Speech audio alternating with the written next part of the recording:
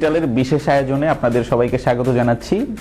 আজকে আমরা কথা বলবো এমন একজন তরুণের সাথে যিনি প্রতিষ্ঠা করেছেন একটি লাইফস্টাইল ব্র্যান্ড ঢেউ। আমরা কথা বলবো লাইফস্টাইল ব্র্যান্ড ঢেউয়ের প্রতিষ্ঠাতা এবং সিইও সারাফ সাইয়ারার সাথে। আপনাকে যুগান্তরের পক্ষ থেকে অনেক অনেক শুভেচ্ছা এবং আমন্ত্রণ জানাচ্ছি আজকের এই আয়োজনে। আমরা শুরু থেকে শুরু করতে চাই যে আপনি তো ঢেউ প্রতিষ্ঠা করেছেন। সারা অনেক দিন ধরেই মার্কেটে আছে, প্রায় 7-8 বছর ধরে, এবং 2023 থেকে ঢেউয়ের যাত্রা শুরু। যাত্রা শুরুর আগে থেকে কেমন ছিল আপনাদের চিন্তা ভাবনা, বা কি উদ্দেশ্য করে ঠিক আসলে ঢেউয়ের যাত্রা শুরু হলো, সেই গল্পটা আপনাদের কাছ থেকে শুনতে চাই। জি, সো আমি ঢেউ স্টার্ট করলাম যখন আমি হাই স্কুলে ছিলাম।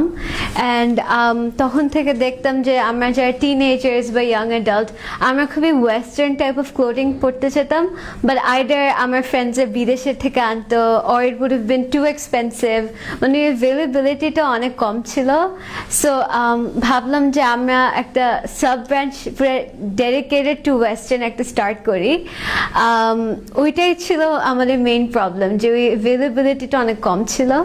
সো ওইভাবে আমি প্রথমে আমার জাস্ট ফ্রেন্ডসরা কি পছন্দ করতো, আমার কাজিনসরা কি পড়তো, ওইভাবে খুবই স্মল ভাবে স্টার্ট করলাম। এন্ড দেন আস্তে আস্তে এখন আমরা actually now that we have a very big customer based, ওরা কি পছন্দ করে ওইরকম মার্কেট রিসার্চ করা, ওইভাবে আমরা ওয়েস্টার্ন ডিজাইনস আমরা আনি।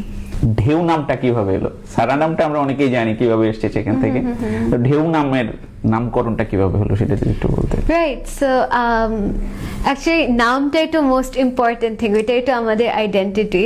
সো ঢেউ নাম হ্যাজ টু মিনিংস। একটা হচ্ছে ঢেউ উইচ ইজ মানে ওশানের ওয়েভস, খুবই স্ট্রং, খুবই বোল্ড, রাইট? ওশানের ওয়েভসটা খুবই ফুল অফ স্ট্রেংথ। সো আমরা হচ্ছে আমাদের ডিজাইনসও এরকম খুবই বোল্ড, এনার্জেটিক, খুবই এম্পাওয়ারমেন্টটা থাকে। সো এইভাবে ঢেউ নামটা আসলো। And also another meaning is that waves তো লাইক সব কান্ট্রিজের সাথে কানেক্টেড। আমেরিকার ওয়েভ, কানাডিয়ান ওয়েভ, সব connected to Bangladesh wave. So আমরা এইভাবে একটা সিম্বলিক ভাবে একটা চিন্তা করা যায় যে ওকে আমরা লাইক ওয়েস্টার্ন ডিজাইনস আমরা বাংলাদেশে নিয়ে আসছি, সো এই ওয়েভের সাথে connect. So there's two meanings, whichever one you prefer.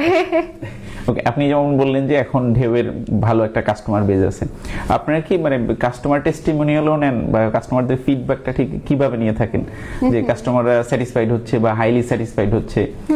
আপনাদের সারা শোরুমেই আমরা যতটুকু দেখেছি সেটা হচ্ছে ঢেউয়ের একটা সেগমেন্ট থাকে, তো সেইখান থেকে কাস্টমার ফিডব্যাকটা আসলে কিভাবে পান আপনারা?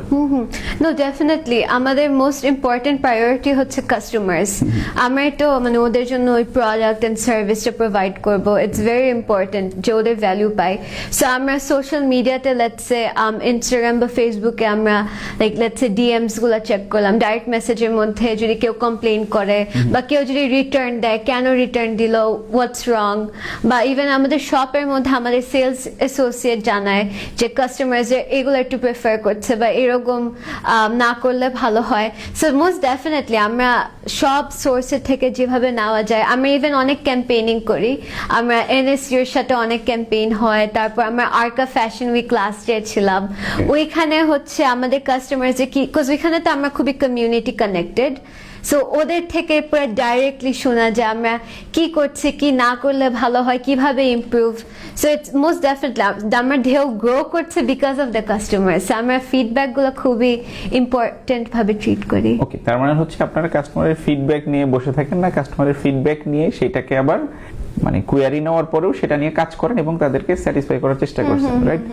তো সেই ক্ষেত্রে নিশ্চয়ই আপনাদের একটা টিম আছে, রাইট?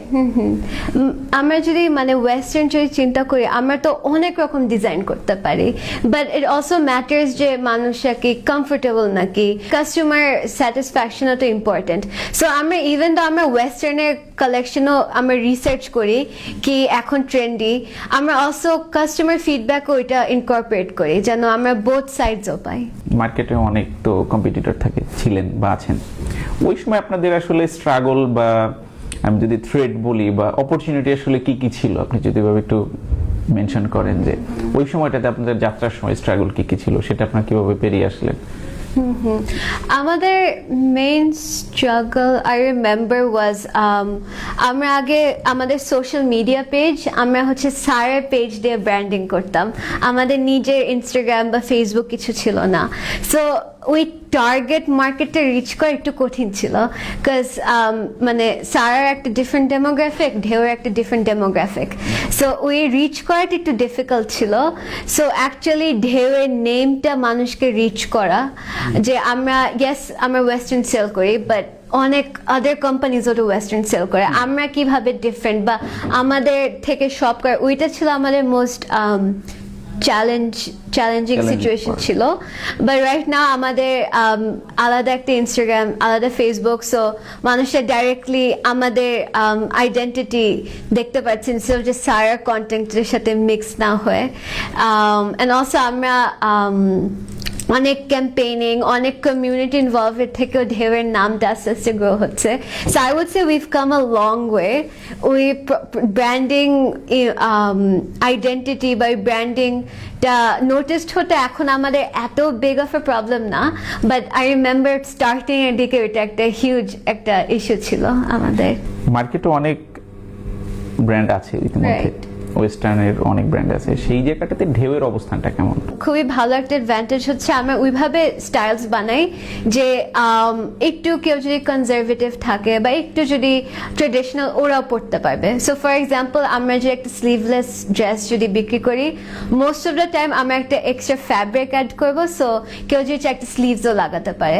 সো আই উড সে ওইটা হচ্ছে আমাদেরকে একটা হিউজ অ্যাডভান্টেজ দেয়, যে আমরা হচ্ছে কাস্টমার্সের নট জাস্ট ওয়েস্টার্ন বা বোল্ড পরে, বাট অলসো যারা একটু কমফোর্টেবল থাকতে চায় ওরাও আসতে পারে।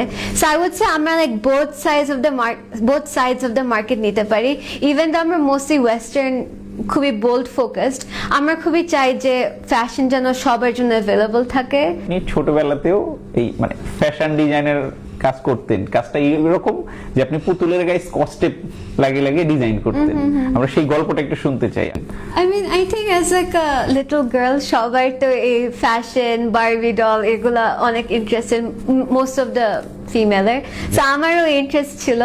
আম্মু তো সেলাই, কেচি এগুলো তো শার্প অবজেক্টস ইউজ করতে দিত না, সো যেটা অ্যাভেলেবল টেপ দিয়ে একটু স্ক্র্যাপস অফ ফ্যাব্রিক দিয়ে কিছু না কিছু একটা বানাতাম।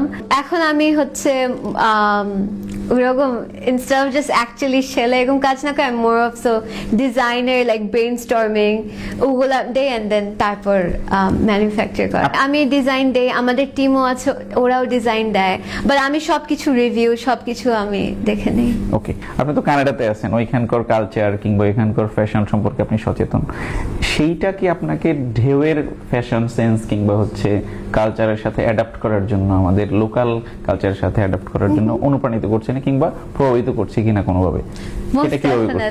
মোস্ট ডেফিনেটলি আমি খুবই অবজারভেন্ট, আমার ক্লাসমেটসে কি পড়ছে বা শপের মানে ওয়েস্টার্ন মানে বিদেশের শপসে কি কি প্রোডাক্ট অ্যাভেলেবল, আমি খুবই মানে ওদের লাইফস্টাইল বা ওদের গেট আপ গুলা দেখি, এন্ড দেন আমরা কিভাবে এগুলা ইনভলভ করা যায় 100% আমি এগুলো খুবই দেখে রাখি, এন্ড দেন কানেক্টেড থাকি। শীত চলছে, সামনে আবার ঈদ চলে আসবে, তো আপনাদের 25 সালটা কেমন গেল? মানে statistically speaking we did really good.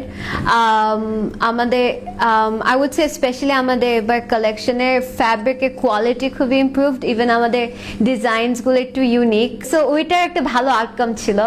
Customers really loved our designs, and then আমাদের জ্যাকেটের অনেক ভালো সেল হয়, সো ওইভাবে I would say it went really good. 26 নিয়ে আপনারা কেমন ভাবছেন, কেমন হতে পারে আপনাদের প্রেডিকশনটা কেমন?